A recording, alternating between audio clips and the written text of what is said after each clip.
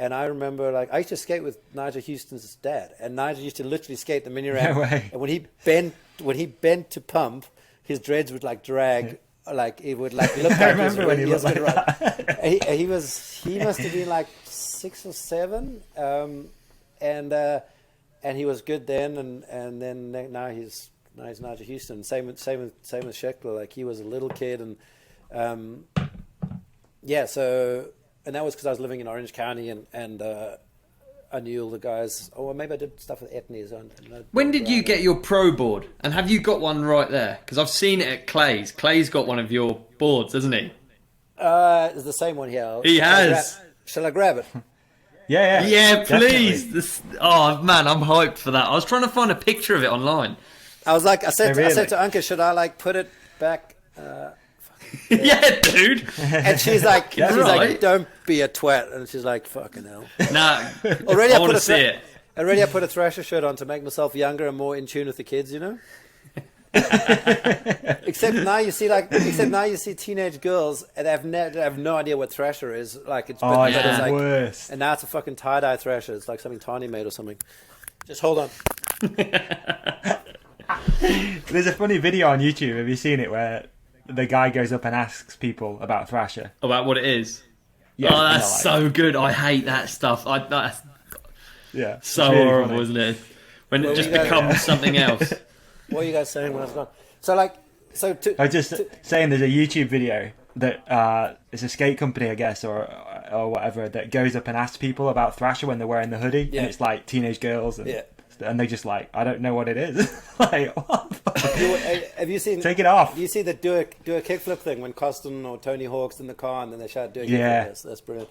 So to back it up, so when we came out of South Africa, growing up in the 80s and skating in the 80s, and I finished like high school in 91, so I went overseas to skateboard professionally 92. I lived in California, so I was like 18-year-old kid just so like, if you were like, that was pre-internet, right? So you only got your news through videos and magazines, and South Africa, like, we didn't get hardly any news and magazines. We were cut off, and because of apartheid, there was boycotts and embargoes, rightfully so.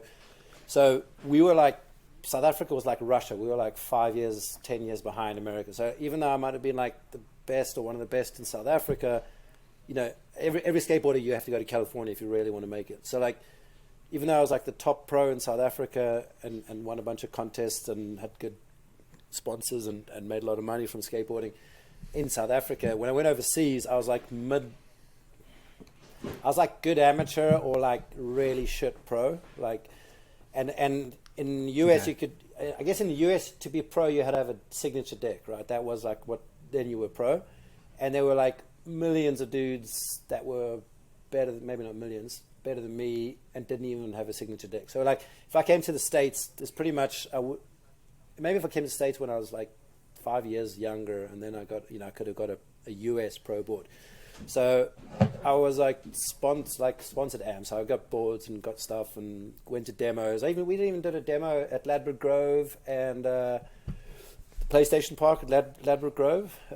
We did demos in the UK and I used to know all the guys at Slam City. And I know two of my friends started Palace. Palace is like big in the UK. It's like Supreme, right? No way. Yeah, that's right. Yeah. So and those boys like two buddies of mine. So they two South Africans that are the main guys at Palace. Anyway, so that's so it's familiar.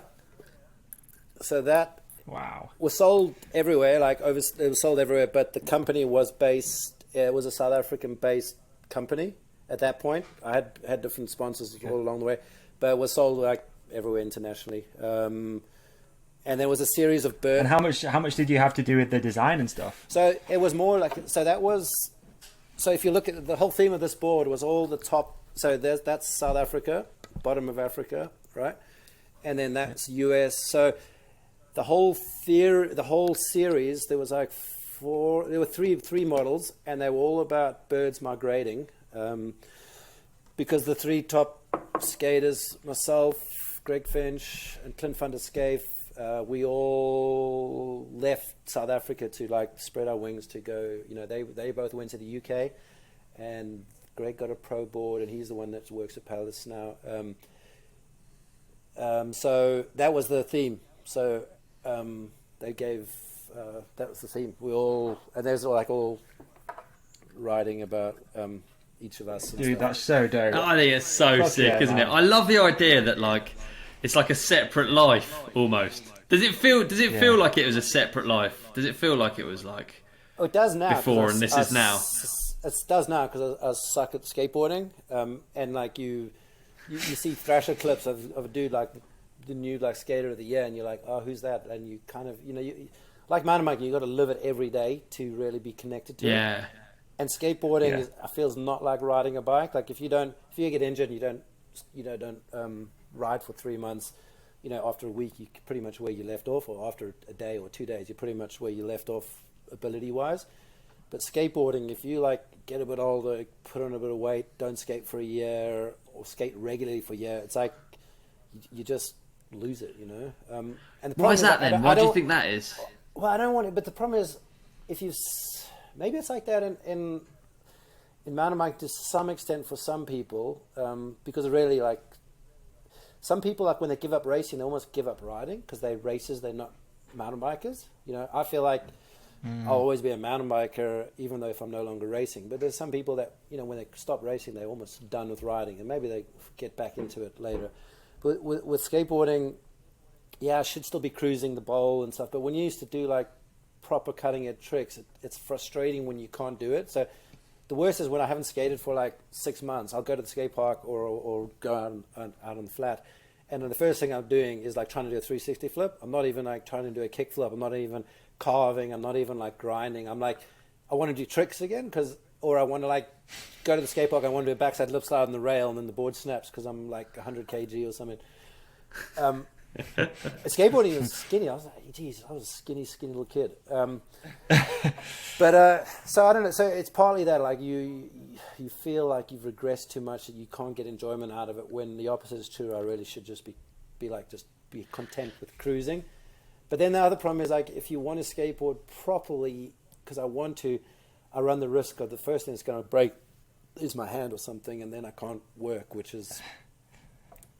can be problematic if you only have like 5 weeks of work in the pandemic. You definitely not want to be broken. So I don't know, but it'll forever like those things I told you, how it formed and shaped me. Whether skateboarding is like the individuality, like to get a trick, you keep hitting the ground, you keep trying. Like whether it's the same in photography, you there's nothing wrong with keep trying or getting up and doing it again, and it's probably the same more for. To some degree, racing, where you're nailing the perfect line, but maybe more for like trick-based stuff.